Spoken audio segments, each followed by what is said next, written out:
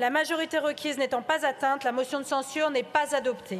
Palpable depuis l'annonce d'Emmanuel Macron de la nouvelle réforme des retraites, la tension s'est traduite par des violences hier soir, un peu partout sur le territoire français.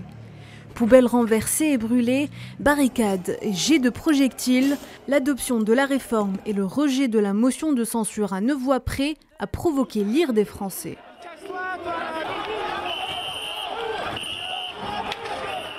À Paris, quelques centaines de personnes, rejointes par des députés de la France Insoumise, se sont d'abord rassemblées non loin de l'Assemblée nationale avant d'être canalisées par les forces de l'ordre. Plusieurs affrontements ont éclaté, un cortège de manifestants a arpenté les rues en renversant et en brûlant des poubelles. Quelques 237 personnes avaient été interpellées hier soir dans la capitale. Les forces de l'ordre n'ont pas hésité à faire usage des gaz lacrymogènes. D'ailleurs, Paris n'est pas la seule ville de France où des tensions se sont faites ressentir. Plus d'1 millier de personnes se sont rassemblées à Strasbourg, Dijon, Lyon et Bordeaux en contestation à l'adoption de la réforme. Les syndicats et l'opposition continuent de lancer des appels à poursuivre les mobilisations. Emmanuel Macron, lui, s'adressera demain aux Français afin de répondre aux questions des syndicats et de la classe ouvrière.